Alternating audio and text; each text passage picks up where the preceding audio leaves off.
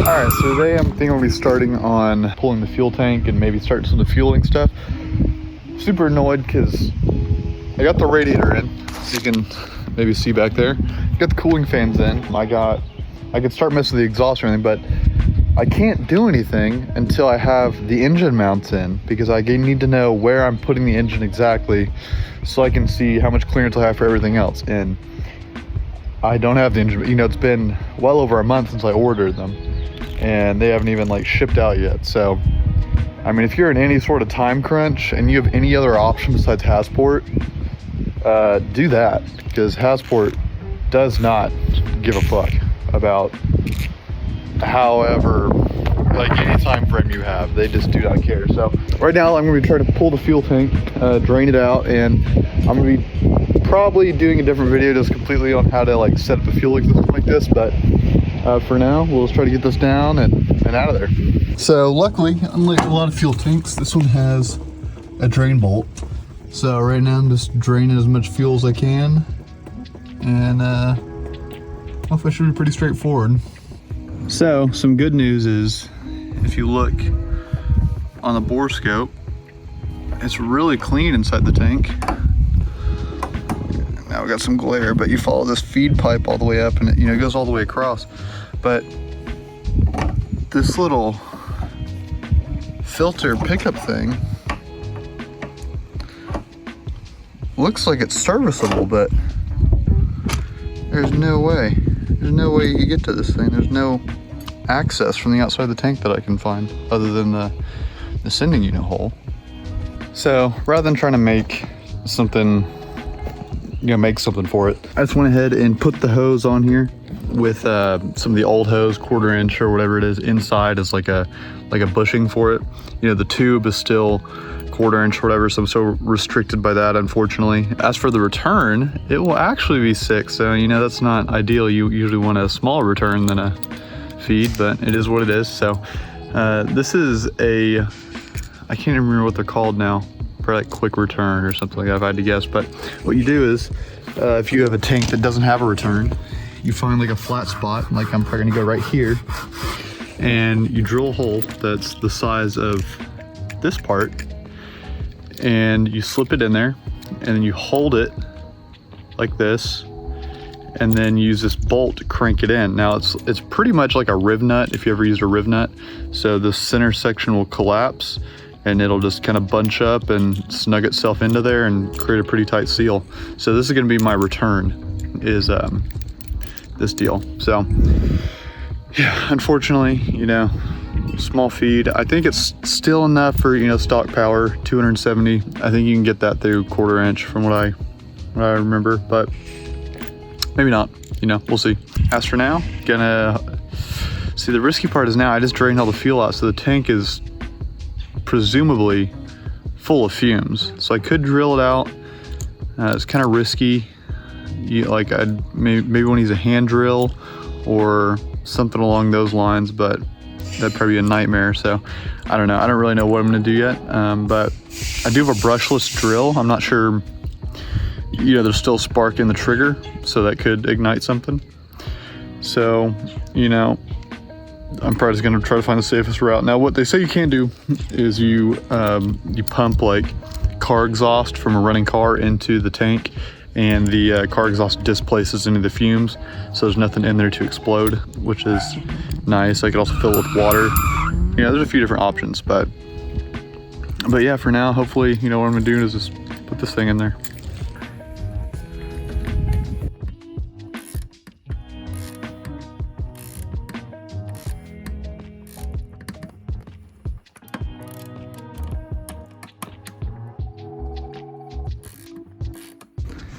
Well, it's probably my fault somehow, but somehow it's got a little bit off center. I mean, it's just a hole.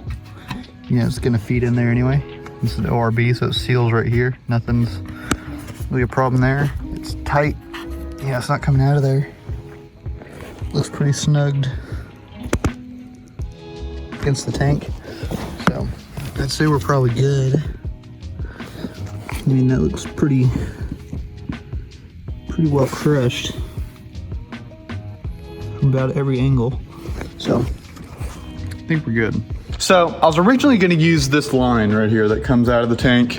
I was like, you know, whatever restriction I have is just, you know, what I have to live with.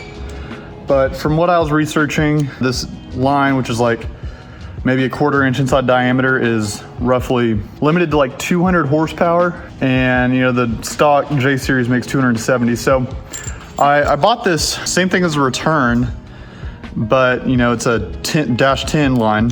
And what I'm doing right now is, you can see the tank, and I got a socket right here, and I'm just beating this flat so I have a good surface close to the bottom of the tank.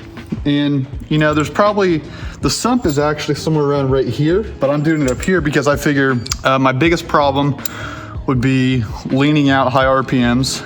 So, you know, with something like this, something that's not directly in the very bottom of the tank like a sump, my problem would be leaning out top end. And I figure if I'm top end, I'm probably flooring it, and the gas is all at the back of the tank. So I figure put my bung in the back of the tank, and hopefully, you know, I'll have fuel when I need it, and everything else. So, you know, the gas gauge won't be like accurate. You know, I may run out of gas before I get to, you know, empty or whatever. I'll just have to figure it out. We'll trial and error thing. But for now, I'm trying to beat this as much as I can without puncturing the tank. Right now I have it pretty flat. You can see it, you know, I can get it to a spot where I don't really have any rock in the socket. So that means it's flat, but the angle is a little bit upward, and I'd like it to be downward. I'm not sure if I'll be able to do that, but that's, you know, what I'm trying to do. And essentially having to pull this crease, not this crease, but this bend area. I'm pulling metal from the top to try to shove it down here.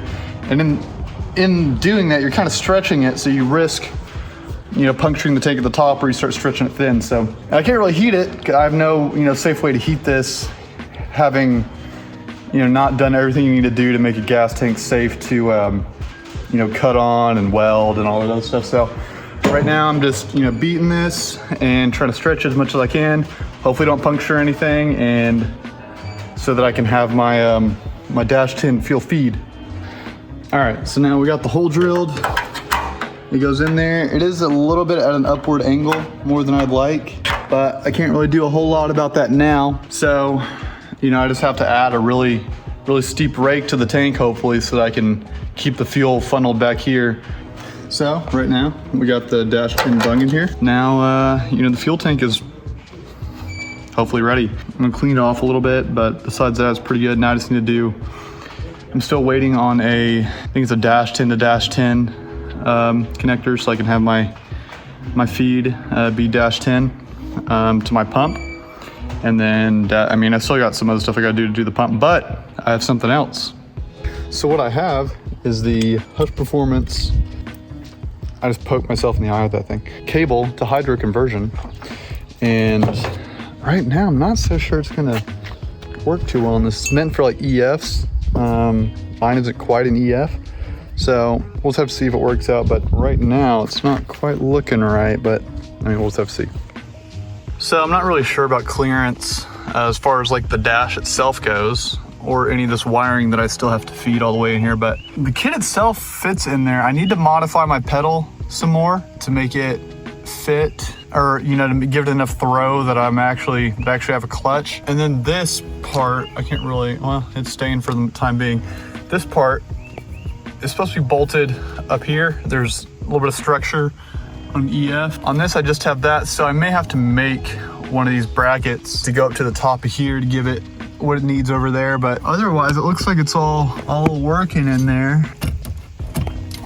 It's a little bit of the action, but you know, that's really all the throw I have. And I don't know if that's it binding on how angled that is, or if that's just, you know, the throw I got, or if that's the actual throw of the master cylinder. I imagine it probably has a bit more throw in it, so I'm not banking on that, but I for sure need to get a longer bolt, so I can put some more washers in between the pedal and that, and then, like I said, I need to modify the pedal to give it some more throw. But yeah, it's in there, I guess. Now, like I said, I'm gonna have to extend this further up so I can hit the top.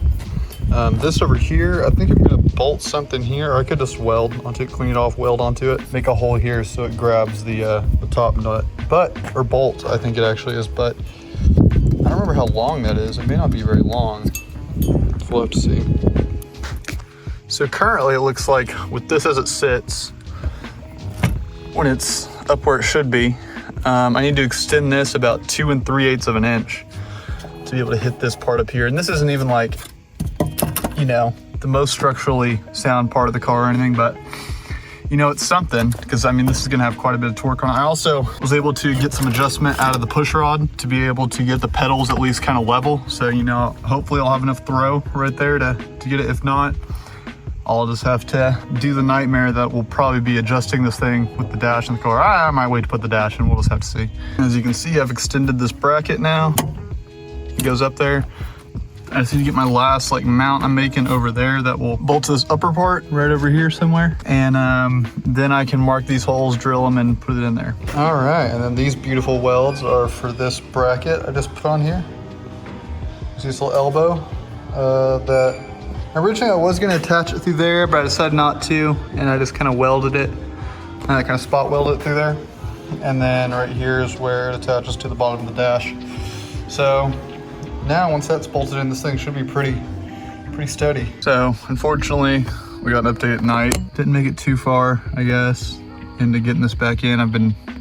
It fought me like the whole way, but I got my clutch feed, whatever. I don't know if I want to run it like that. I don't know, we'll see.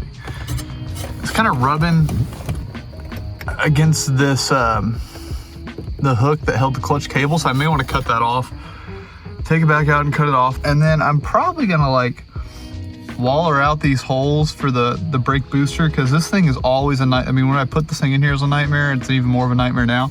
But I mean, as it sits, I only have, like, it's kind of just sitting on that peg, and it's got these 2 bolts in the top. And this thing's pretty sturdy. I mean, we got a clutch pedal for sure, but I still need to get this bracket where it needs to be. Oh my gosh, did I make this a little bit too long? Oh no. Well, it looks like I did. So, I guess I'm going to, that's annoying. I measured it, I guess, without that thing snugged all the way up or something, and I didn't have that bracket on there, I guess. I don't know, but so I'm gonna have to shorten this like, I don't know, an inch, I guess. And then in there is where the bolts will be. Hopefully there's not any interference with the windshield wiper motor, but then I'll have this bracket supporting it. But yeah, I don't know, this has been stupid. But I mean, right now I currently have this pedal conversion in here, and it's not supposed to be in this car, so I'd say it's a win. So I don't know if this is all gonna be like one video. I need to get some stuff off my phone because I'm running out of storage. But yeah, I mean, I feel like I got quite a bit done since my last video. So right now I got the fuel tank, you know, ready for lines. I need to do all the fuel conversion, and then got the clutch pedal in.